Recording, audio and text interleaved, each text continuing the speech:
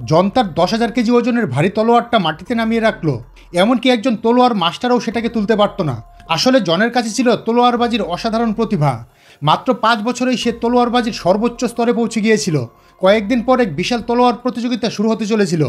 জনের পুরো বিশ্বাস ছিল এই প্রতিযোগিতায় তার জীবন বদলে দেবে। রওনা হওয়ার আগে তার গুরু জনকে একটি তলোয়ার দিলেন।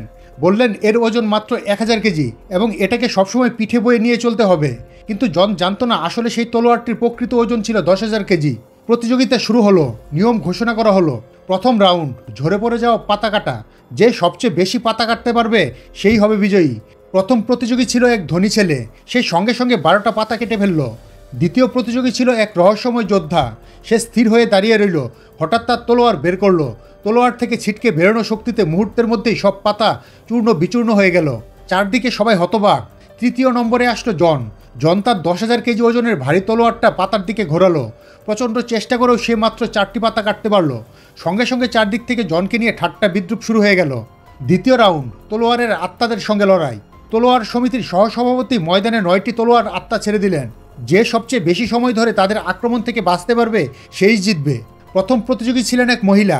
সে তার অসাধারণ তরবারি শিল্প প্রদর্শন করলো এবং মাত্র 3 ঘন্টার মধ্যে 9টি তলোয়ার আত্মাকে পরাজিত করলো। সে সহসভাপতির স্বীকৃতি পেলেন।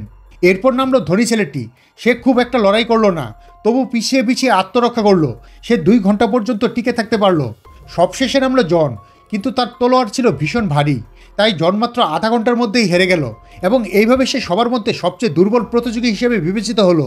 চূড়ান্ত রাউন্ড, রহস্যময় যোদ্ধার মুখোমুখি যুদ্ধ। প্রথমে ধনী ছেলেটি চ্যালেঞ্জ করলো, কিন্তু সে প্রতিপক্ষের একটা আঘাতও সহ্য করতে পারলো না।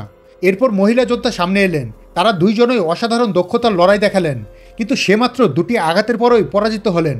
এরপর রহস্যময় যোদ্ধাটি অহংকারী ভঙ্গিতে এমন এক ভয়ঙ্কর তলোয়ার শক্তি ছুড়ে দিল যে উপস্থিত সবাই মাটিতে লুটিয়ে পড়ল। কিন্তু জন সাধারণ জীবন মেনে নিতে অস্বীকার করল। সে সমস্ত শক্তি দিয়ে তার ভারী তলোয়ারটি ছুড়ে ফেলে দিল এবং এক পা করে ময়দানে এগিয়ে গেল। জন পূর্ণ আওয়াজে চিৎকার করে তার ভাগ্যকে চ্যালেঞ্জ জানালো। যখন সবার মনে হলো যে জন বুঝি পাগল হয়ে গেছে, ঠিক তখনই জন হঠাৎ ভারী তলোয়ারটা পাশে ফেলে দিয়ে একটা গাছের ডাল তুলে নিল, আর সেই ডাল দিয়ে সে অহংকারী যোদ্ধাকে পরাস্ত করে ফেলল। তখন সবাই বুঝতে পারল যে যুবককে এতদিন তুচ্ছ ভেবেছিল আসলে সেই ছিল একমাত্র সত্যিকারের তলোয়ার মাস্টার। এরপর জন সবার সামনে নিজের আসল শক্তি প্রকাশ করলো। সে গর্জে উঠল, বলল, তলোয়ার আমার দিকে চলে এসো। মুহূর্তের মধ্যে আকাশে হাজার হাজার উড়ন্ত তলোয়ারে ভরে গেল। এই দৃশ্য দেখে সবাই পুরোপুরি স্তব্ধ হয়ে গেল।